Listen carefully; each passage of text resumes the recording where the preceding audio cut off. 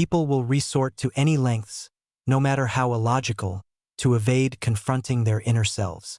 As Carl Jung observed, you have been misled, deceived by narratives, the media, and your own instincts, which were never honed but instead weakened by ease. You believed that advancing in years equated to maturity. You presumed that a woman's adult appearance signified her inner growth. However, the truth, often unspoken, is that many women never truly mature, neither emotionally nor psychologically. This isn't an insult. It's a reality that Carl Jung attempted to bring to the world's attention long before anyone was ready to heed his words. You were preoccupied with learning to be a provider, a protector, a man. Yet, no one provided you with the guidance to navigate relationships with women who still harbor the mindset of a girl within an adult facade. Now, if you're honest with yourself, you've witnessed it, you've felt it. The indecisiveness, the romantic fantasies, the dependence masked by charm, the emotional turmoil that casts you as the villain for simply not fulfilling the role of her savior. You attributed it to mere immaturity or perhaps trauma. But Jung had a term for it, puella aeterna, the eternal girl. She isn't just young at heart.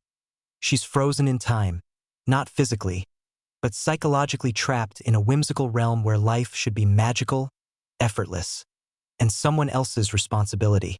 You've dated her, you've tried to assist her, perhaps you even married her. And each time, you felt the burden of carrying someone unwilling to walk beside you as a true adult. Jung didn't accidentally discover this phenomenon. He meticulously studied it. He observed that while boys often sidestep maturity through rebellion and aimless wandering, women evade it through daydreams, illusions, and perpetual emotional reliance. The puella aeterna doesn't confront life directly. She skirts around it, waiting for someone to come and mend the pieces she refuses to touch. And if you're agreeing with this now, it's likely because you've experienced the consequences, the confusion, the guilt, the emotional disarray that arises from being a man in a relationship with a woman who appears whole but is internally underdeveloped.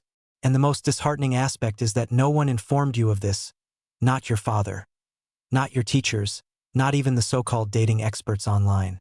They taught you strategies, but they withheld the truth. And the truth is this: you cannot rescue someone who has no desire to grow. Jung taught that maturity isn't a matter of age. It's about integration, the unification of the conscious and the unconscious, the acceptance of accountability, the bravery to confront discomfort. And the puella aeterna resists all of it. She clings to the illusion of innocence because reality demands something she has never cultivated: an inner strength. You see it when she avoids making decisions, when every difficult moment becomes your fault, when she flits from one passion to another, one job to another, one relationship to another, constantly seeking excitement but never establishing anything substantial. That's not mere confusion. It's a psychological defense mechanism. She's evading the very process Jung termed individuation, the painful yet essential journey of becoming a complete individual. And here's what should trouble you: you were unaware of this. You observed these patterns unfolding before you and mistook them for love. You believed it was your duty to fix it, and in doing so, you lost yourself. Because when a man stands in the presence of the eternal girl, he doesn't just carry her. He begins to diminish. He adapts, he softens, he avoids conflict. He becomes the emotional anchor for someone who refuses to stabilize herself. And he mistakenly believes that this is a noble act.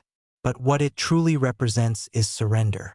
You relinquished your own stability because you were unaware that you were stepping into another person's unacknowledged aspects.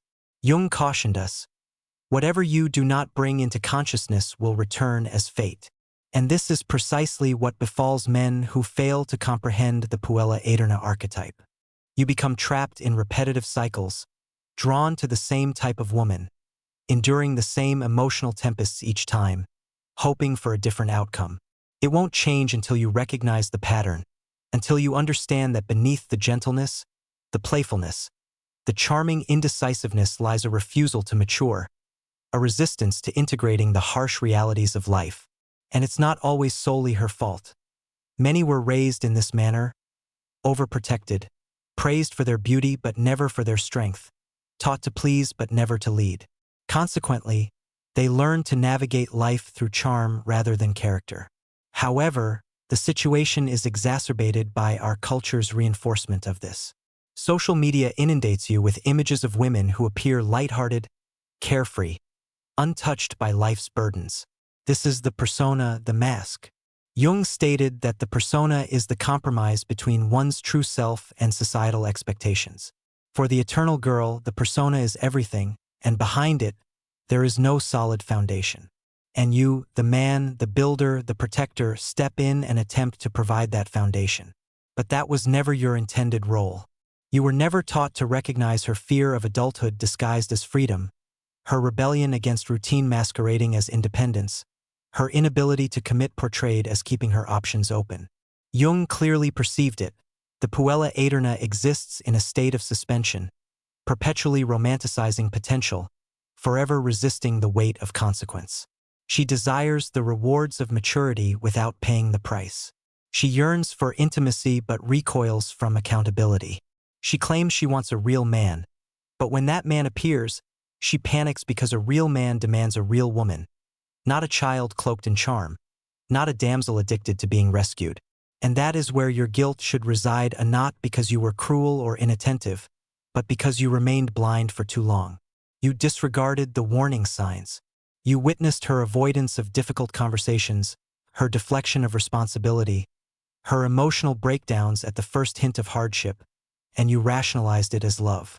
But Jung would identify it for what it truly was: projection. You attributed depth to someone who hadn't developed it. You assigned meaning to her chaos. You romanticized her dependence on you, mistaking emotional reliance for genuine emotional connection. That wasn't love. It was unconsciousness on both sides. Jung cautioned that the unconscious always seeks equilibrium. Therefore, if one partner refuses to grow, the other begins to overcompensate. You became her emotional parent, her therapist, her protector. You sacrificed your own peace attempting to stabilize her emotional storms. But here is the truth Jung would want you to confront. If a woman hasn't faced her own shadow, if she hasn't integrated the painful truths about herself, she will make you carry them. And you will drown under the weight of emotions that were never yours to bear. This is why so many men feel lost, angry, even resentful in the aftermath of these relationships. You weren't merely heartbroken. You were depleted by someone who refused to evolve. You kept waiting for her to rise and meet you in adulthood, but she was never climbing. She was clinging to youth, to fantasy, to the safety of being someone else's responsibility. And you allowed it, not because you are weak, but because no one taught you better. But now you know. Now the illusion is shattered. And the question isn't why she never grew up. It's why you persisted in choosing someone who didn't want to. Jung believed that growth begins the moment we confront the aspects of ourselves we have tried to avoid. For women, that often entails reclaiming the shadow, those suppressed traits like ambition, anger, independence, the things society told them were unfeminine. But for men, that confrontation begins by seeing clearly, by ceasing to mistake emotional turmoil for depth, by no longer confusing helplessness with genuine vulnerability, and most importantly, by acknowledging that you were not only drawn to her but also to the idea of being needed. You desired to be the hero in her narrative, and in doing so, you neglected your own. However, you were not designed to rescue. You were built to guide, to discern, to exist in reality, not fantasy. Jung taught that a man who has not reconciled with his own inner feminine will perpetually be manipulated by it in the external world. This is the consequence of neglecting inner work. You find yourself attracted to women who mirror your own unresolved psychological landscape, women who reflect the tenderness you crave, the chaos you deny, or the validation you never received. And without realizing it, you construct your identity around being her anchor. But an anchor tethered to a sinking vessel offers no salvation. It merely descends with it. Your role was to lead her out of the obscurity, not to dwell in it alongside her. Yet, because you lacked understanding, you fabricated excuses. She's simply navigating life. She's endured much. She's not ready yet. And while those statements might have held some truth, they do not alter the fundamental reality. She did not desire growth. She sought comfort, illusion, escape. And you, like many men, mistook that for femininity. However, genuine feminine energy is not fragile. It is focused, creative, grounded, even formidable when fully realized. The eternal girl possesses none of these qualities.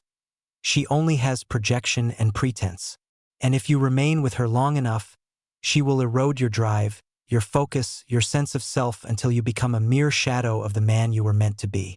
But it doesn't have to persist. Jung didn't just identify the problem. He also offered a path forward.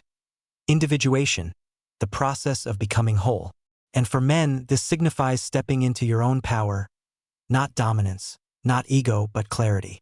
A clarity that discerns patterns before they repeat, that recognizes when you are being drawn into someone else's unresolved childhood, that firmly rejects carrying burdens that are not yours, and ultimately possesses the strength to walk away, not out of bitterness, but out of truth.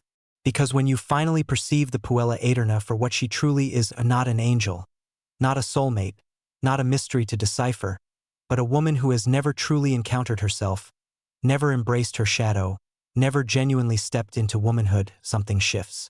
The enchantment breaks, the guilt dissipates, and for the first time, you begin to feel something you likely haven't experienced in years: freedom. If this is your initial moment of clear understanding, embrace it. Allow the weight of this truth to impact you. Let the guilt settle in, not to punish you, but to awaken you. Because if you have spent years entangled with women who never matured, it signifies that you have spent years asleep at the helm of your own life. You were taught to pursue beauty, not depth. You were conditioned to prioritize initial attraction over genuine compatibility. You were never trained to recognize psychological immaturity cloaked in allure, but now you possess that knowledge. Jung stated, "The privilege of a lifetime is to become who you truly are. But you cannot become that man while you are still orbiting around women who have not become themselves. You cannot construct a future with someone whose entire identity is rooted in evading the present. Regardless of her attractiveness, regardless of how intoxicating the connection feels, she will drain your focus, your mission, your energy, and she will not even be consciously aware of doing so because she is still waiting for someone else to complete the narrative of her life. But it is not your responsibility to write it. Your responsibility is to write your own. And now you have the insight to do so, because once you recognize the pattern, you cannot unsee it. You will notice the signs. How she avoids responsibility yet demands loyalty. How she seeks validation yet resists accountability. How she performs adulthood without ever truly embodying it. And you will cease making excuses. You will cease chasing potential. You will cease mistaking emotional chaos for passion. Because that is not love. That is codependence on repeat. Jung did not provide us with these archetypes to shame individuals. He gave them to us so that we could finally recognize ourselves within the madness and break free from it. Pain is the catalyst for awakening, and once you awaken, you will never again blindly stumble into those dynamics. You will no longer be the man who is drained, derailed, dismantled by women who have not done their own inner work. You will become the man who guides himself, who sets his own standards, who sees with clarity. And when you finally encounter a woman who has grown, who has integrated her shadow, who stands on her own 2 feet, you will recognize her not because she needs you, but because she complements you. And that is the only type of woman worthy of your time. If this has stirred something within you, if it has helped you articulate what you have been feeling but could not explain, do not let it end here. Like this video, share it with another man who needs to hear it, and subscribe if you are ready to live beyond confusion. These are not merely abstract concepts. This is a wake-up call, the truth you were never given. And now that you possess it, you are out of excuses. Let this be the moment you finally see. Let this be the moment you grow.